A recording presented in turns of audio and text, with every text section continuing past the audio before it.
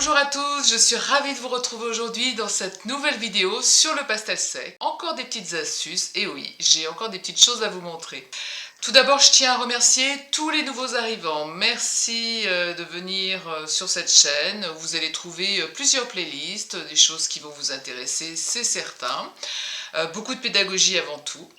Et puis merci à tous ceux qui restent et qui me sont fidèles. Merci de me laisser des commentaires. J'aime toujours savoir également d'où vous venez. C'est important pour moi de savoir d'où vous venez. C'est un échange, hein, c'est sympa. Et puis merci de me mettre des likes quand ça vous intéresse, quand vous aimez la vidéo. Moi ça me fait remonter pas dans les sondages, ça me fait remonter sur YouTube et j'ai plus de lisibilité. C'est important pour le développement de la chaîne. Donc vraiment les petits pouces, c'est important. Sous la vidéo vous trouvez tout ce qui peut vous intéresser, mon adresse mail si vous avez des questions. Je vois que certains l'utilisent, c'est très bien, vous avez vu, je vous réponds. Vous trouvez également le lien pour aller sur Arsens Formation, qui est une plateforme de cours en ligne, préenregistrés, mais qui sont beaucoup plus poussés que ce que je peux présenter sur YouTube, sur la chaîne.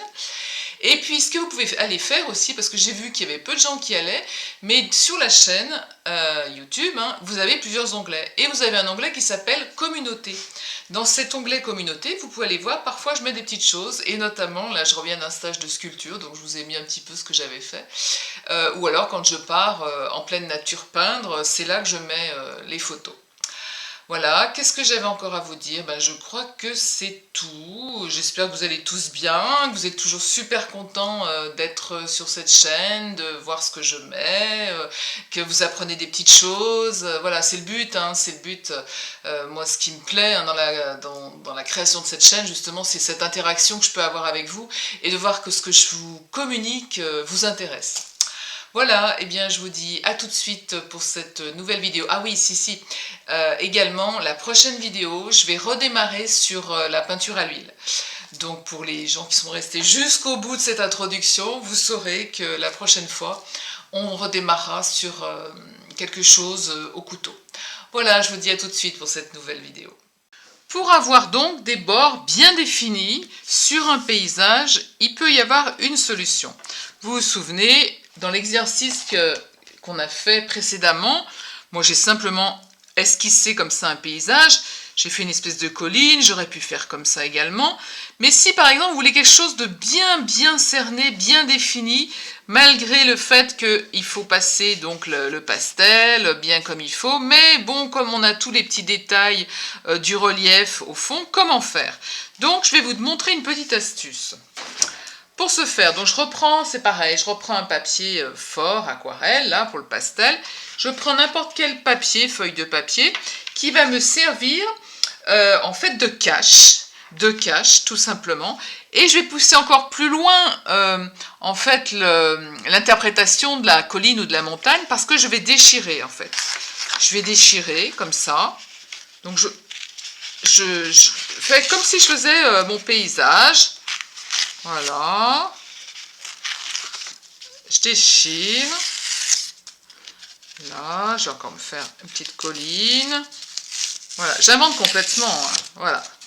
Et là, j'ai un cache qui se crée, ce qui fait que je vais pouvoir, ici, alors j'essaie de bien le placer par rapport au paysage que j'ai à faire, soit je laisse beaucoup plus de ciel parce que j'ai envie de travailler le ciel, soit j'en laisse pas beaucoup. Comme on est sur une interprétation et surtout une vidéo de démonstration, je ne vais pas non plus faire un ciel énorme, c'est juste pour vous montrer. Je vais le placer comme ça, cette hauteur, voilà. Je fais déborder le bord de ma feuille. Je vais ensuite utiliser du scotch de masquage pour en fait fixer aussi et mon papier aquarelle, mon support, et fixer également le masque. Pourquoi? Parce que, alors j'en mets un tout petit peu, je vais le mettre, est-ce qu'il est bien droit? Il n'est pas très droit, voilà. En fait c'est la caméra qui n'est pas droite, hop. Voilà, je le place là, j'appuie pas trop, vous savez comment c'est, pour pas tout arracher le papier, là aussi, voilà, j'en mets là. Et je vais surtout en mettre ici, hein, pour que ça ne bouge pas. C'est-à-dire que je vais prendre mon scotch, je vais le mettre là, voilà. Je le mets également, donc c'est du scotch de masquage, hein, tout simplement. Je le mets également là, voilà. Comme ça ne bouge pas. Et le papier de fond ne bouge pas également. Et ensuite, eh bien, vous faites votre ciel comme si vous aviez à le faire. Alors, j'ai plusieurs bleus, hein, vous savez comment ça fonctionne. Je vous ai expliqué, lorsqu'on travaille des ciels pour donner de la profondeur, on met au moins 3 nuances de bleu. Donc j'ai un espèce de, ouais, c'est un bleu turquoise, un bleu roi ou un bleu outre-mer et un violine. Je peux aussi prendre du blanc si j'ai besoin aussi d'éclaircir. Donc voilà, j'y vais tout simplement. Et je vais travailler dans ce sens-là. D'accord? Je vais commencer à passer ma couleur sur le masque, sur le cache en fait, sur le cache. Et ensuite je glisse sur le papier aquarelle. Faites pas l'inverse parce que vous risquez de passer derrière. D'accord? Donc on le fait comme on le sent. Hein. Voilà, je vais en mettre un petit peu là. J'y vais doucement au début. Hein. Je l'éclaircis un petit peu. Toujours pareil, quand on est tout au fond, là-bas, au fond, en dernier plan, on a quelque chose de bien clair, bien foncé.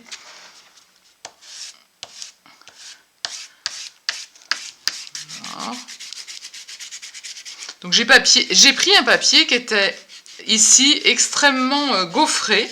Hein, c'est pas le même que j'ai fait la dernière fois, comme ça vous permet, que j'ai pris la dernière fois. Ça vous permet de voir que, eh ben, on peut aussi avoir on pourrait le laisser comme ça pour avoir tout ce grain qui apparaît, hein, mais on peut également complètement le faire disparaître. Hein. Voilà. Ensuite, je reviendrai là. Hein. Je reviendrai derrière mon scotch. Hein. Ça, c'est pas un souci. Tiens, je vais en mettre un petit peu là. Voilà. Voilà, je mélange plusieurs nuances. Je vais même utiliser le blanc. Comme si j'avais... Moi, j'aime bien mettre de l'énergie, hein. J'aime bien mettre du mouvement dans ce que je crée. Donc, ça démarre aussi avec la gestuelle, d'accord?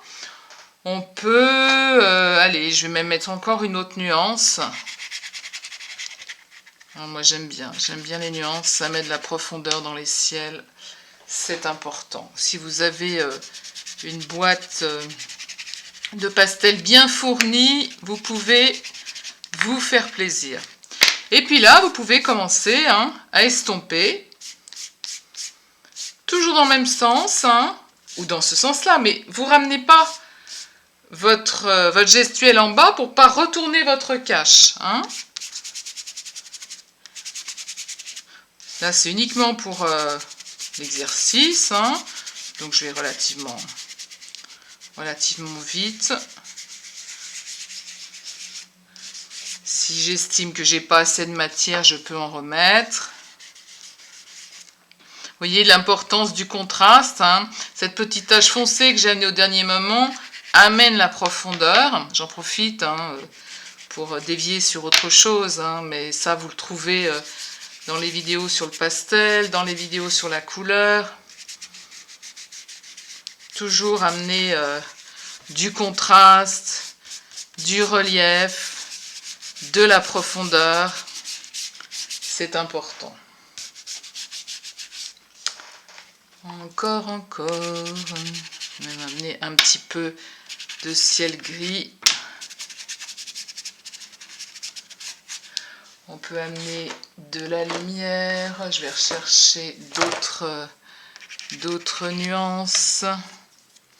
Ça y est, moi je suis partie. Faut pas me mettre des bâtons de couleur dans les mains. Toujours pareil, amener de la lumière pour faire comprendre qu'il y a un nuage. De la lumière à côté du sombre. On se cherche des doigts propres. J'utilise même la paume.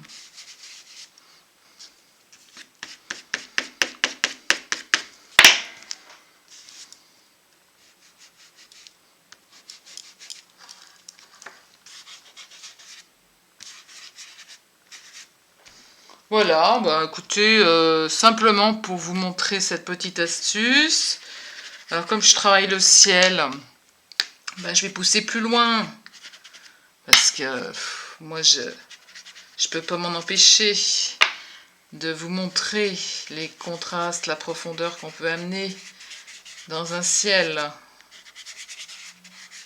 Et puis c'est encore en regardant les autres faire hein, qu'on apprend également. Hein.